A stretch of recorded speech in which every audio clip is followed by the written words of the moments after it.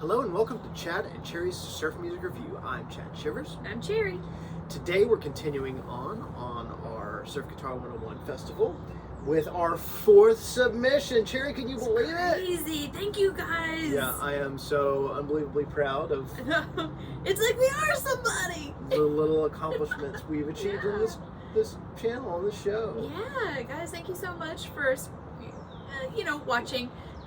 Yeah. So this came about by someone made a comment. I think Jim Baki from Sukiyaki had made a comment on something, and I told him we were going to be doing a review, and then Ted Pilgrim from Satan's Pilgrims piped in, and I was like, we're going to be doing a review of your 45. He said, well, do you have the latest album? Right. I said I hadn't ordered it yet. He's like, I'll send it to you. So thank you so much, Ted. We are so appreciative. We're doing this. We kind of crammed for this one, to be honest. Yep. We've been listening to this album almost nonstop for 3 or 4 days. Yeah, it's only been a few days, but we've listened to it probably 20 times. And really been enjoying it. Something very different from... It is very different from what we're used to. That's right. So Yeah. I'm excited to get into it. Yeah. So the origin behind this album. So this is Thomas Lauderdale from the band or group Pink Martini. They're an eclectic group. It's very hard to describe.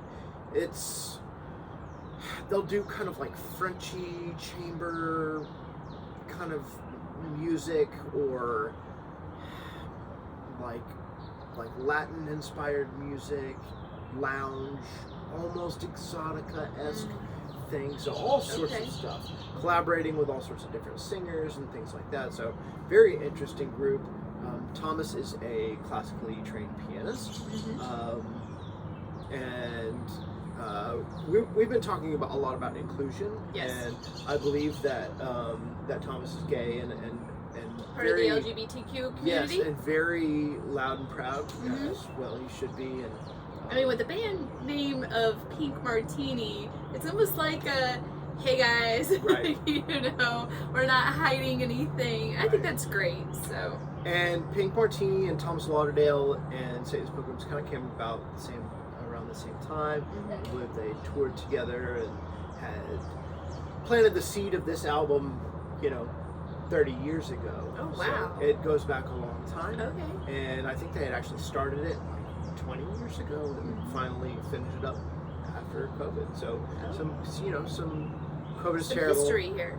COVID is terrible, but some really wonderful things did come out of it artistically, and new bands and new friendships and new things. So, there is always that silver lining, I guess. Yeah. So there's a lot of different stuff on this. I believe it's all covers of a lot of classic and standard pieces. We're actually going to start with one of the greatest American composers, George Gershwin, and Rhapsody in Blue. So, Cherry, let's get Fantastic. going. Yeah, this is great.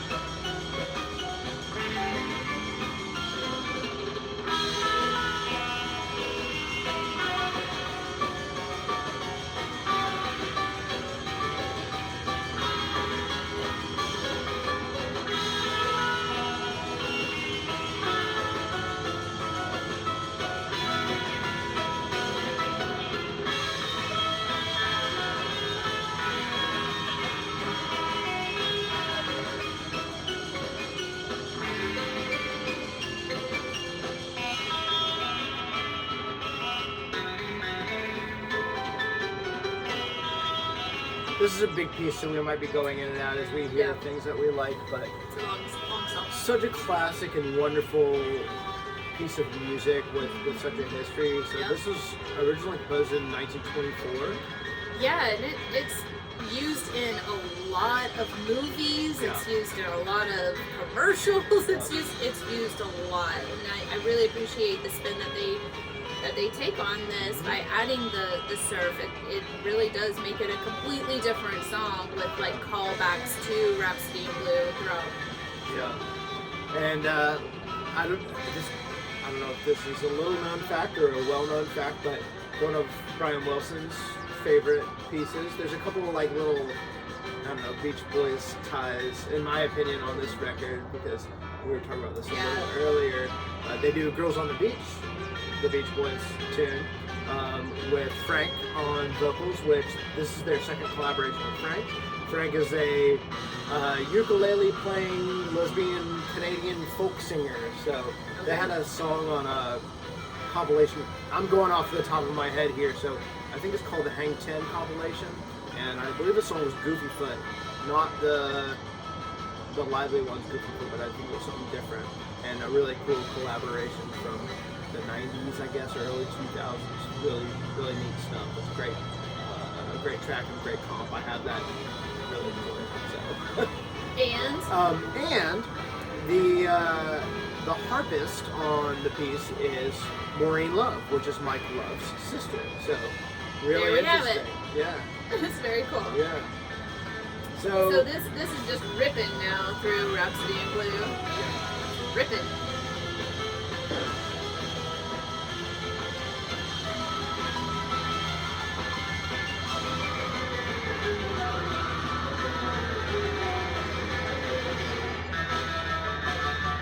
There it is.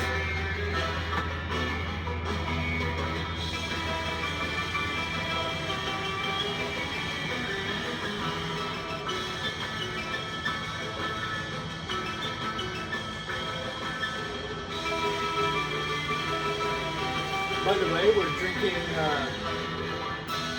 they're pink martinis. They're not pure martinis, but they're tart and delicious. They are very delicious.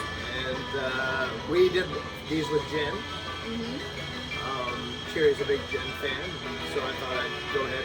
The recipe I used called for vodka, but I wanted it to be a little bit more floral. But slow gin, botanical. No, that was just that was last cocktail. No, our regular gin. Yeah. All right, cool. Yeah. So a lot of different stuff on this record by a lot of different composers and artists. A lot of older stuff. Here's one of Cherry's favorite. Richard Rodgers, Valley High. South Pacific. From the South Pacific musical. I've actually never seen that. It is such a good movie. But I read the book. And I'm kind of shocked that you haven't seen it, because it is like basically it is ending of World War II. Right. It's in the South Pacific, Polynesian. It's like right when all the tiki and exotica actually starts coming out. So it's kind of like what may have triggered the whole thing with like Rodgers and Hammerstein doing that. Yeah.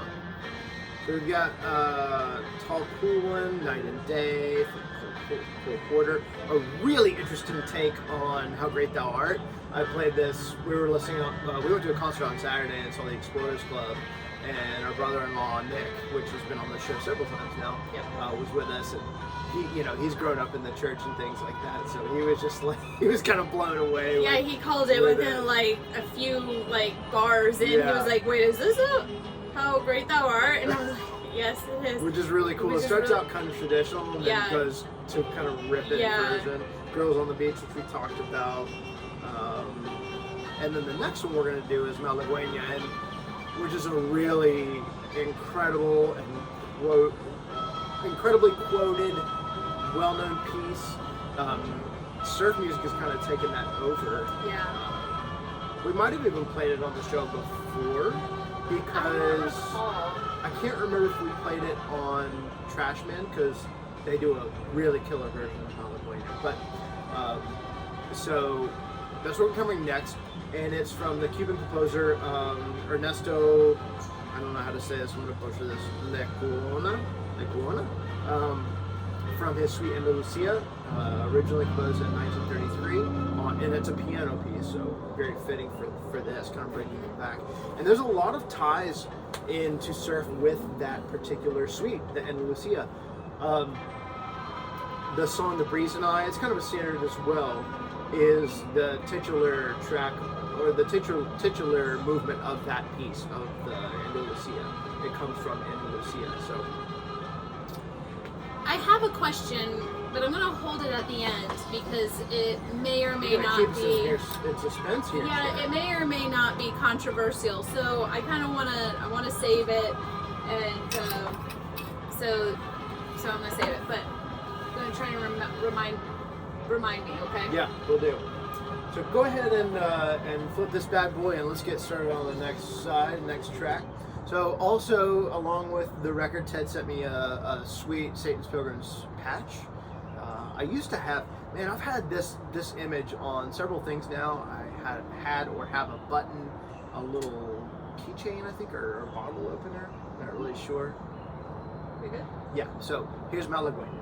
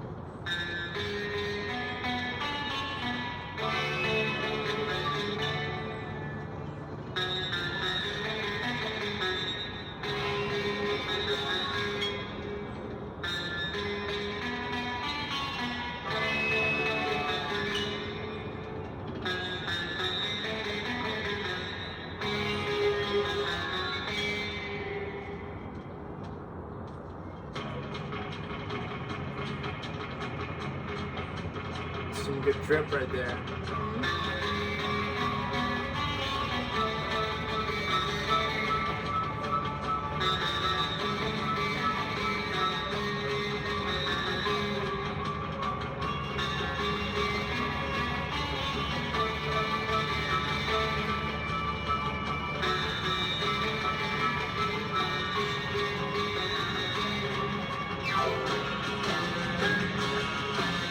Yeah, I love it.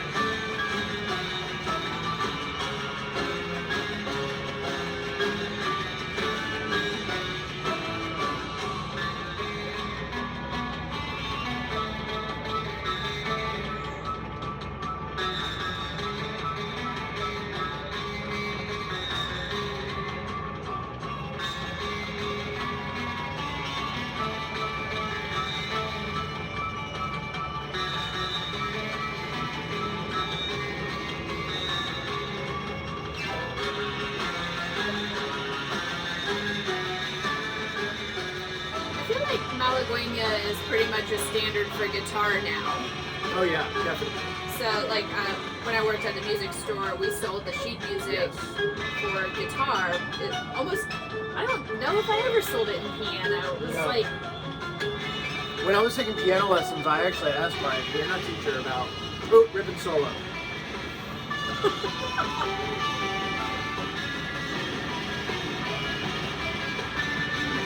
Okay, sorry. That spoke to me. So I actually asked my piano instructor when I was taking piano about this suite and this composer, and she didn't really know much about it at all. The same would go for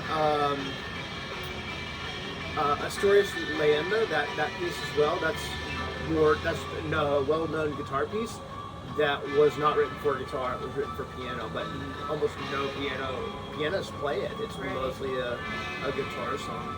interesting. Yeah, it's like I know, at least in that case, in Leyenda, the pianist was trying to emulate the guitar, and so it's like it translated back into really, really well.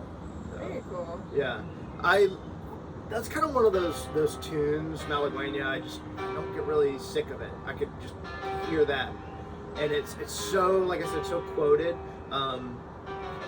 My favorite version of Dark Eyes by Eddie the Showman, they do that. That's in there. Yeah, you've probably heard the Mysterymen play it. Yeah. That's like one of my favorite songs to play on the guitar. Yeah. So, and that quotes Malagueña. I've actually never learned. I think I've learned a really simple classical version of Malagueña, but never the full thing. So maybe you should change that. yeah. Well, like I said, I would really like to. Actually, I don't think I did say it. I was thinking it though. I'd like to get my piano chops up and learn that suite. I think that would be a lot of fun because the whole suite is just fantastic. Right. So, anyway, once again, this is for, we're promoting the Surf Guitar 101 Festival, and we're doing all these reviews basically of the bands that we have vinyl for in order of appearance.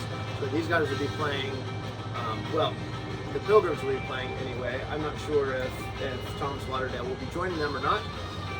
I know they'll be on tour together at that time. So even if you don't go to SG 101, please go if you're in SoCal or in the state around that time. Check their dates, okay? So this is what we're talking about here, Surf Guitar 101, put on by our big friend Jeff Big Tiki Dude Hansen and among others. So both these guys and Sukiyaki Orchestra, which we did our last review on, will be playing Friday night. I just thrilled the bits. I can't wait. I know you can. I think it's I'm kind of jealous, but you should I know you'll have a great time. It's like 46 days or something away. So, yeah. It's coming up fast. Oh, and speaking of, is this our next one? Yeah. Okay, so here's our last track. This is Sukiyaki.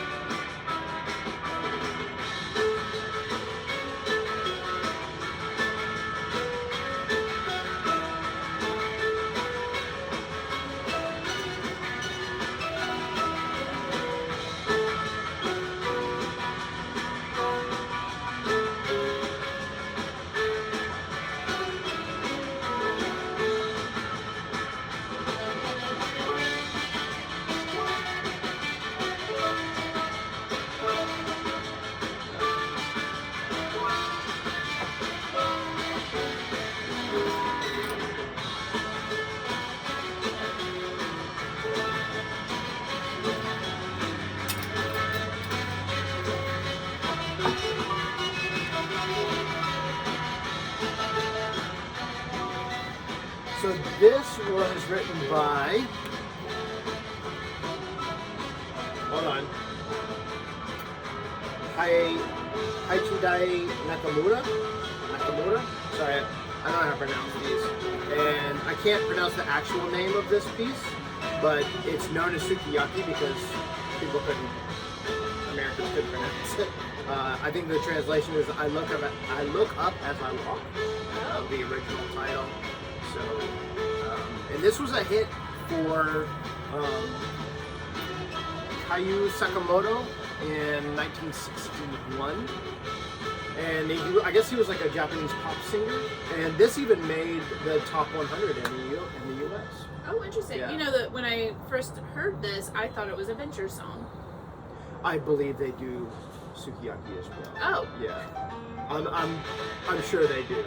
I think it's a common. It's a common song. It's a common song, but I believe the original composer was a jazz pianist. I don't quote me on that. I might be wrong on that, but the hit version, it's not really like a jazz. It sounds like a kind of a pop standard of the time.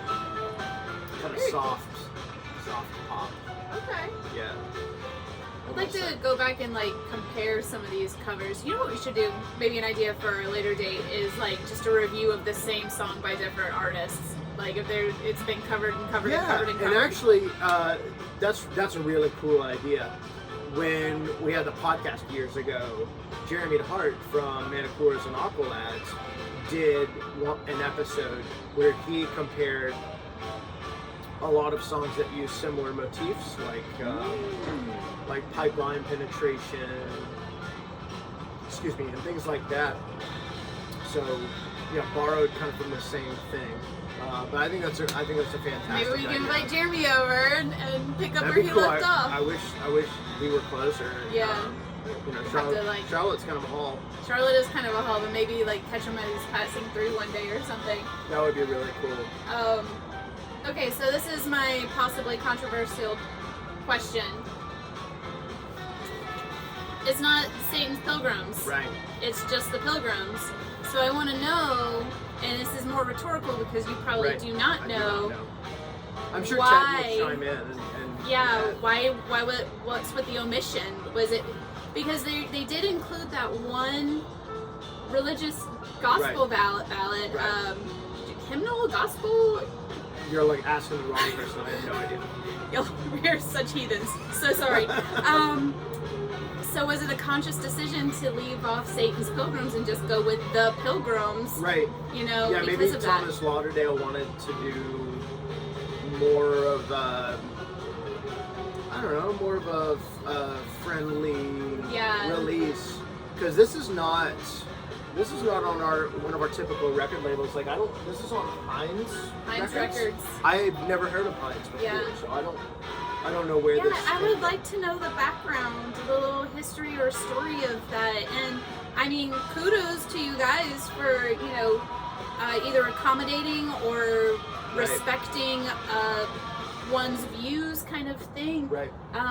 And it may just be that it's not a Satan's Pilgrims album. It is, Thomas Lauderdale and the Pilgrims. Maybe it was just as simple as that. Is like, it's not our band that we're featuring Thomas. So, I'm just nosy. So I just kind of want to know. I think that's a perfectly valid question. Yeah. So sorry, it might be controversial, and please don't think any less of us or anything for not knowing. But so I think I'm really impressed with the arrangements on this album. I mean, even though some of them are standards, and even in the pop realm, they're not easy pieces. There's a lot more chords and changes, and this is not your typical surf music. Not your typical surf music, and you know what's great? It's like it kind of brings in an older generation vibe to it too. So, like your mom would probably listen to this album and just be like, just talking our ears off about like where she heard this music the first time, or it would probably bring in a lot of conversation. Play it to your grandmother kind of thing, right. Yeah, it has that duality of maybe serving in the easy listening crowd as well as the surf music crowd. Yeah. I think it's great. I like it when they kind of go across genres a little bit and try to make it their own. I really do like that. It makes, when we did the Go Action review of Satan's Pilgrims, I believe I actually said something along the lines of the guys really knowing their instruments. Like these guys, they're musicians. They know how to play their instruments. They also know how to, craft a song. So I think, they're not just going out there and just putting anything and everything out there. They're actually thinking it through. What sounds great, what makes sense, and that's what makes this album so great, I think. Because it sounds really put together, really well put together. Yeah, I love the arrangements. I think the song choices are all interesting and super solid. It really flows well as an album, but there's so much kind of different stuff. I hope that we picked pieces that were indicative of that. Yeah, I hope you guys pick it up, check it out. play it on your easy Sunday morning, afternoon kind of thing, and brunch, whatever. I'd love to have this on in the background during brunch, you know. Totally. So yeah, thank you for sending this to us. Yeah, thanks so much, Ted. We are so grateful that you entrust our thoughts for, you know, representing this, being representatives for your album. And truly, guys, go out and buy it. It Yes, is please. worth the addition to your collection. Indeed. So. Yeah. So, SG 101, but also we just heard the news that Southern Surf Stomp Fest. Yeah, got Southern Surf Stomp Fest did their announcement. Got that announcement. So you'll actually, you know, we'll put a link in the Yeah. description of The Facebook announcement. Of the Facebook announcement and the event. So we hope to see you there, because we will definitely be there, dancing our booties off and not having to we worry will not about miss it. not having to worry about anything else. So it's a cool lineup and a brand new venue. Brand new venue, Yeah. just a hop, skip, and a jump away from the old one. That's so right. it's beautiful. Check it out when you go to the Facebook event page. Avondale put in a whole new like green space with a stage, and we're really looking forward to seeing how that turns out this year. I'm sure Yeah. it'll be great in an actual functional venue. Right. And hey, you know what? We knew these guys, that Jamie and Richard and Dean would do great things and take it to the next level, and they are. They're taking it to the next level. So Yeah. we are so thankful and grateful for them. Indeed. And yeah, I think that's probably about it. I think next, let's see, what's coming up next? So Saturday, July 29th, Paul Johnson's playing. So I think next we might do a Bel Air trick. I think that would be. I'm not familiar with them at all. You know, you would know Mr. Moto if you heard it. That's Okay. Mr. Moto came out in, I believe, December 1961. It was arguably one of the two first surf songs. Oh, So wow. Mr. Moto, along with Let's Go Trippin' by Dick Dale, were basically both the same time, and also they're two different schools of surf music as well. So maybe we'll get into that. Oh, interesting. Mhm. So we'll Okay. get into that next time as well. All right, I'm looking And forward to it. I already mentioned Eddie and the Showman. Eddie Bertrand from Eddie and the Showman came from the Bel Airs as well. So he and Paul kind of split and did their own things. And the drummer actually started the Challenger. So really, really heavy hitters in the surf music world. I don't know if we would even have surf music if it weren't for the Bel Airs. And we don't talk about them enough, you know, other than Mr. Moto. But really great stuff. So we'll probably start there next. And I love Paul Johnson. I've seen him play several years.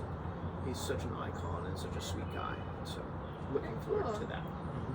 Well, awesome. Yeah. You had a great listen, guys. Yeah.